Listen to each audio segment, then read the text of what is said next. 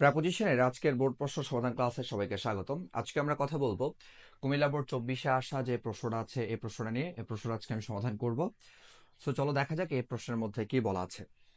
তো এখানে বলছে, দেখো, social network is a network. Social network হচ্ছে একটা network for virtual social interaction, অর্থাৎ ভার্চুয়াল সামাজিক সম্পৃক্ততার জন্য dash internet users across the world, অর্থাৎ সারা পৃথিবীর মধ্যে যারা ইন্টারনেট ব্যবহারকারী আছে তাদের মাঝে একটা ভার্চুয়াল সামাজিক সম্পৃক্ততার জন্য সোশ্যাল নেটওয়ার্ক হচ্ছে একটা নেটওয়ার্ক।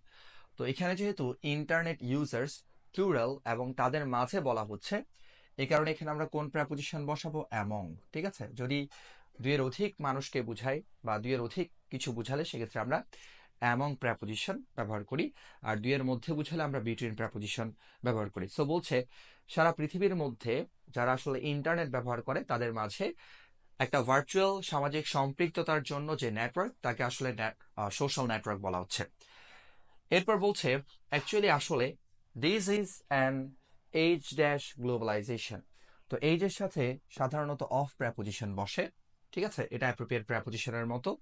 তো বলছে আসলে this is an age of globalization, মানে বর্তমানে যে সময়টা বা বর্তমানের যে যুগটা সেটা হচ্ছে আসলে একটা বিশ্বায়নের যুগ।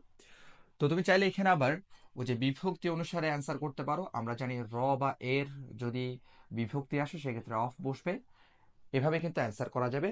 অথবা এইজের সাথে সাধারণত অফ বসে, এটাও তুমি মনে রাখতে পারো। তো বলছে বর্তমানের যুগটা হচ্ছে আসলে একটা বিশ্বায়নের যুগ। এরপরে বলা হচ্ছে this is also an age of information and technology, এবং বর্তমানের সময়টা কিন্তু তথ্য ও যোগাযোগ প্রযুক্তিরও কিন্তু যুগ, এটা বলা হচ্ছে। এরপর বলছে people all over the world are virtually connected, অর্থাৎ সারা পৃথিবীর যত মানুষ আছে তারা আসলে ভার্চুয়ালি কানেক্টেড, তারা ভার্চুয়ালি সংযুক্ত ড্যাশ ওয়ান অ্যানাদার, একে অপরের সাথে। তো কানেক্টের সাথে কি বসে? আমরা জানি উইথ প্রেপোজিশনটা বসে। ঠিক আছে, তো বলছে যে সারা পৃথিবীর মানুষ আসলে ভার্চুয়ালি একে অপরের সাথে সম্পৃক্ত বা যুক্ত, এটা হচ্ছে অ্যাপ্রোপ্রিয়েট প্রেপোজিশন কানেক্টেড উইথ। হ্যাঁ, ড্যাশ দ্য বর্ডার্স। তো আমরা এখানে অ্যান্সার করতে পারি বিয়ন্ড, বিয়ন্ড অথবা অ্যাক্রস অ্যান্সার করা যাবে, বিয়ন্ড অথবা অ্যাক্রস দ্য বর্ডার্স। অর্থাৎ বলছে সারা পৃথিবীর মানুষ তারা আসলে দেখা যায় তারা দেশের মধ্যে থাকুক অথবা দেশের বাইরে থাকুক, তারা একে অপরের সাথে কিন্তু ভার্চুয়ালি সংযুক্ত। তো এখানে যেহেতু এই যে বর্ডারের বাইরে বোঝাচ্ছে, এই কারণে আমরা এখানে বিয়ন্ড অ্যান্সার করলাম। তুমি চাইলে কিন্তু এখানে অ্যাক্রস অ্যান্সার করতে পারো। এরপরে বলা হচ্ছে হ্যাজ, সুতরাং the necessity of social networks has emerged. So যেহেতু সারা পৃথিবীর আসলে মানুষ যারা আছে সবাই একে অপরের সাথে সম্পৃক্ত, তো এর জন্য বলা হচ্ছে সোশ্যাল নেটওয়ার্কগুলোর যে প্রয়োজনীয়তা হ্যাজ ইমার্জড, সেটা উত্থাপিত হয়েছে। ইমার্জ মানে হচ্ছে উত্থাপিত হওয়া। এরপর বলা হচ্ছে বাট কিন্তু the young generations are getting addicted the social networks. তো আমরা জানি এডিক্টেড এর সাথে হচ্ছে অ্যাপ্রোপ্রিয়েট প্রেপোজিশন হিসেবে কি বসবে? টু বসবে। আর এডিক্টেড টু মানে হচ্ছে আসক্ত। তো বলছে কিন্তু বর্তমানে তরুণ প্রজন্মের ছেলেমেয়েরা কিন্তু সোশ্যাল নেটওয়ার্কে আসক্ত হয়ে যাচ্ছে। যেমন, যেমন যদি হয় সেক্ষেত্রে আমরা প্রেপোজিশন বসাবো লাইক, যেমন ফেসবুক, টুইটার, ইনস্টাগ্রাম এটসেট্রা। এগুলোতে বর্তমান প্রজন্মের ছেলেমেয়েরা কিন্তু আসক্ত হয়ে যাচ্ছে।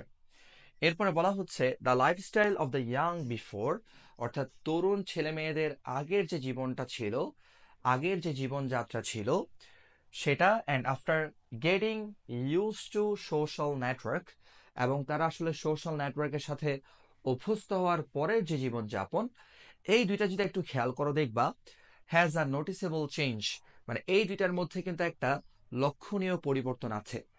ঠিক আছে, তো আমরা জানি ইউজড এরপরে হচ্ছে কোন প্রেপোজিশন বসবে? টু, অর্থাৎ কোনো কিছুর সাথে অভ্যস্ত। তার মানে সোশ্যাল নেটওয়ার্কের সাথে তরুণ তরুণীরা অভ্যস্ত হওয়ার পূর্বের জীবন এবং পরের জীবন যদি আমরা একটু দেখি, লক্ষ্য করি, তাহলে দেখবো হচ্ছে এটার মধ্যে একটা লক্ষণীয় পরিবর্তন আছে। এরপর বলছে ইনফ্যাক্ট, প্রকৃতপক্ষে the students who were use to studying at the table before, অর্থাৎ the students who were use to studying at the table, অর্থাৎ আগে শিক্ষার্থীরা যেখানে হচ্ছে টেবিলে বসে পড়াশোনায় অভ্যস্ত ছিল, বলছে nowadays pass their valuable time, বর্তমানে ওই শিক্ষার্থীরা তাদের মূল্যবান সময়টা ব্যয় করে বাই চ্যাটিং, চ্যাট করার মাধ্যমে, গল্প করার মাধ্যমে, ড্যাশ দ্য সোশ্যাল মিডিয়া, অর্থাৎ আমরা এখানে কি বলবো, এখানে বলবো অন দ্য সোশ্যাল মিডিয়া।